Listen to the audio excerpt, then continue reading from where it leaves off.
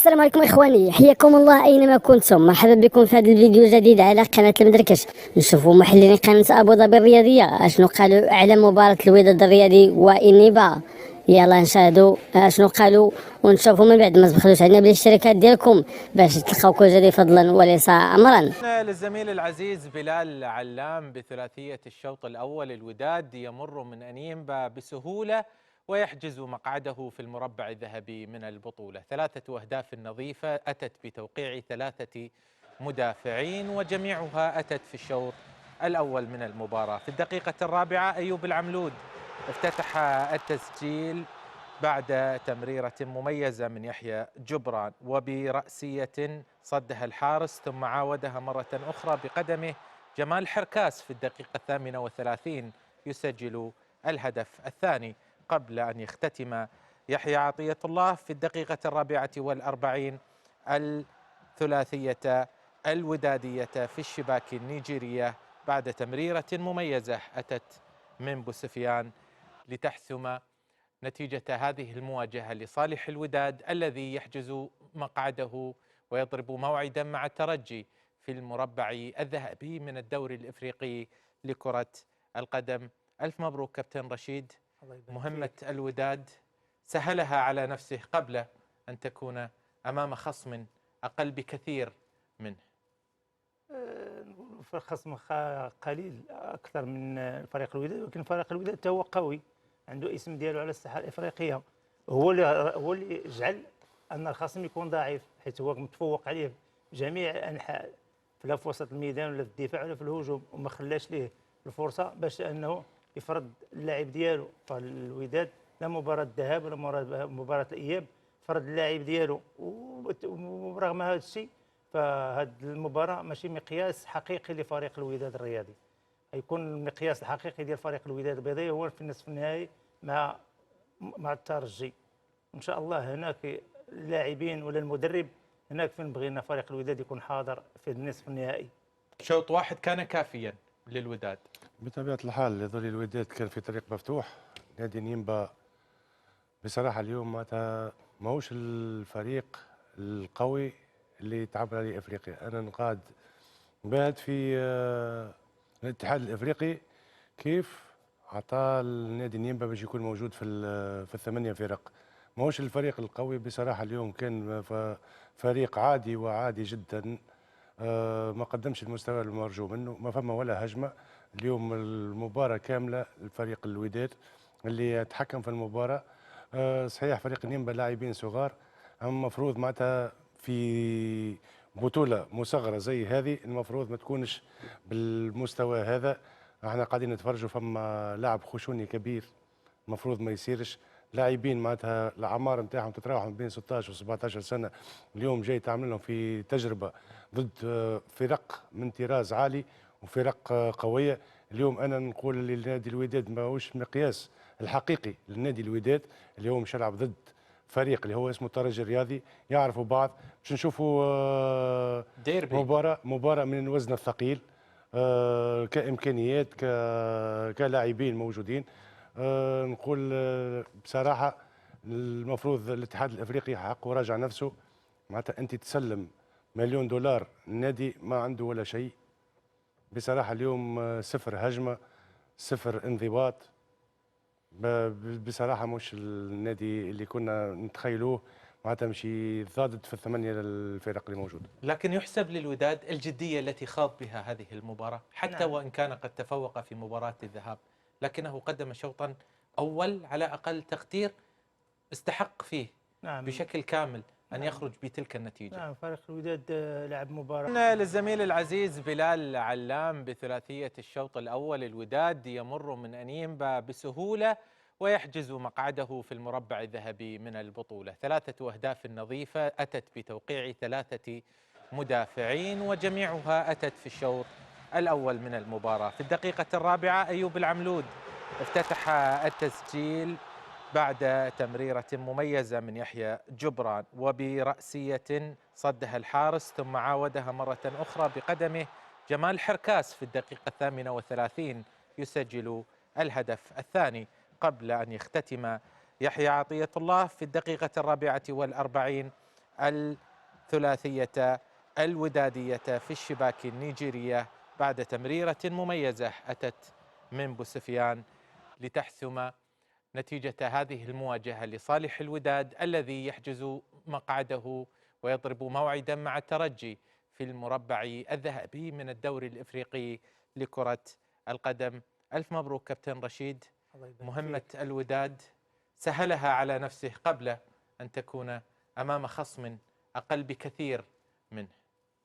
نقولوا خصم قليل اكثر من فريق الوداد، ولكن فريق الوداد هو قوي، عنده اسم ديالو على الساحه الافريقيه، هو اللي جعل ان الخصم يكون ضعيف، حيث هو متفوق عليه بجميع انحاء، لا في وسط الميدان ولا في الدفاع ولا في الهجوم، وما خلاش ليه الفرصه باش انه يفرض اللاعب ديالو. فالوداد لا مباراه الذهاب ولا مباراه الاياب فرض اللاعب ديالو، ورغم هذا الشيء فهاد المباراة ماشي مقياس حقيقي لفريق الوداد الرياضي، غيكون المقياس الحقيقي ديال فريق الوداد البيضاوي هو في النصف النهائي مع الترجي. ان شاء الله هناك اللاعبين ولا المدرب هناك فين بغينا فريق الوداد يكون حاضر في النصف النهائي. شوط واحد كان كافيا للوداد بطبيعة الحال يظل الوداد كان في طريق مفتوح. نادي نيمبا بصراحة اليوم معناتها ماهوش الفريق القوي اللي تعبر عليه افريقيا. انا نقاد بعد في الاتحاد الافريقي كيف عطى النادي نيمبا باش يكون موجود في الثمانية فرق. ماهوش الفريق القوي بصراحة. اليوم كان فريق عادي وعادي جدا، ما قدمش المستوى المرجو منه، ما فما ولا هجمة.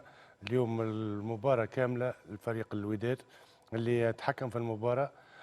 صحيح فريق نيمبا لاعبين صغار، اما المفروض معناتها في بطولة مصغرة زي هذه المفروض ما تكونش بالمستوى هذا. احنا قاعدين نتفرجوا فما لاعب خشوني كبير، المفروض ما يصيرش. لاعبين معناتها الاعمار نتاعهم تتراوح من بين 16 و 17 سنة، اليوم جاي تعمل لهم في تجربة ضد فرق من طراز عالي وفرق قوية. اليوم انا نقول لنادي الوداد ماهوش مقياس الحقيقي للنادي الوداد. اليوم مش يلعب ضد فريق اللي هو اسمه الترجي الرياضي، يعرفوا بعض. باش نشوفوا ديربي، مباراة من الوزن الثقيل، كإمكانيات كلاعبين موجودين.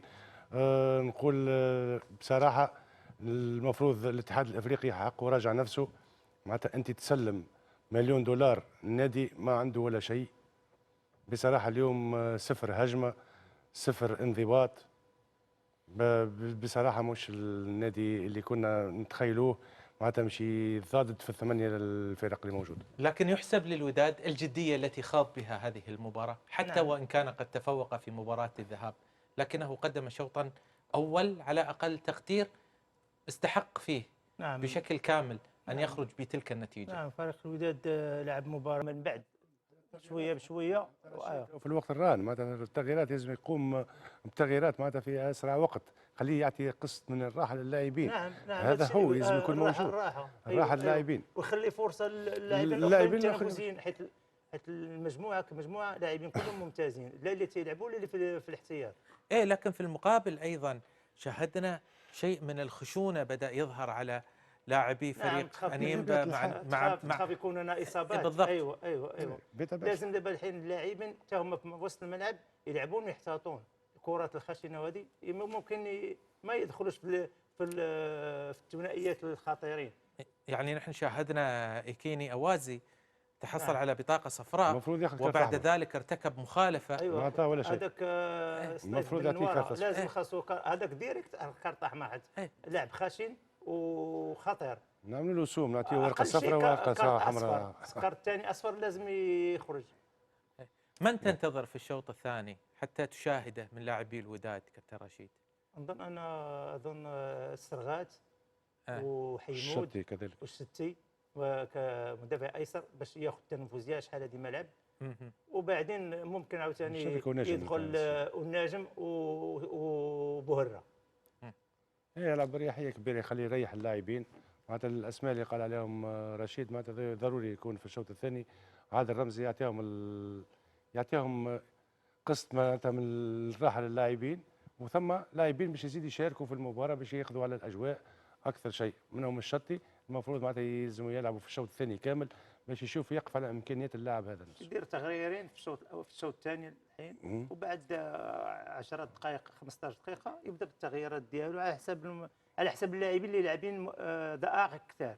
ايه لكن في المقابل بعد هو يبحث عن عودة حساسية التهديف لمهاجميه. الشرقي البحري رغم انه يلعب امام فريق متواضع الا انه ما شاهدنا يعمل عمل كبير في الكرات الرأسية كلهم ياخذهم ويحضر اللعيبه ويخلي مساحات. يعني اليوم عادل ما ينتظر اهداف من الشرقي كثر ما ينتظر منه مساهمة في بناء اللعب. نعم، وممكن في الشوط الثاني الشرقي البحري ممكن يلعب مباراة كلها ماشي مشكل. ان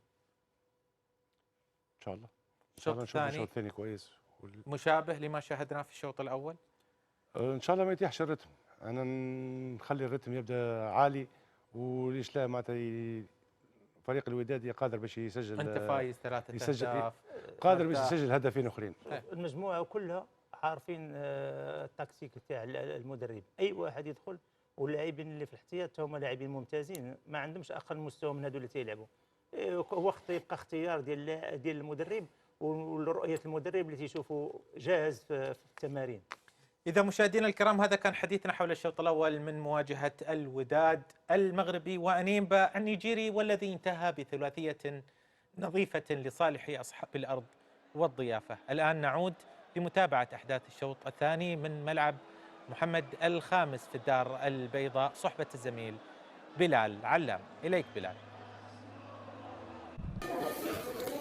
السلام عليكم إخواني، حياكم الله، عدنا إليكم من جديد. شفتوا محللين قناة أبو ظبي الرياضية أشنو قالوا على مباراة الرياض على مباراة الوداد مع إنيمبا. وشفتوا كذلك شنو قالوا على المدرب، وشفتوا شنو قالوا على لاعبي الوداد والعودة إلى الدار البيضاء. نتمنى يكون عجبكم الفيديو، وما تبخلوش علينا بالاشتراكات ديالكم باش تلقاو كل جديد فضلا وليس أمرا. يلا ما تبخلوش علينا بالاشتراكات ديالكم، وشكرا على المشاهدة وتحياتي لكم، ونتلقاو فيديو جديد. يلا شكرا على المشاهدة وتحياتي لكم.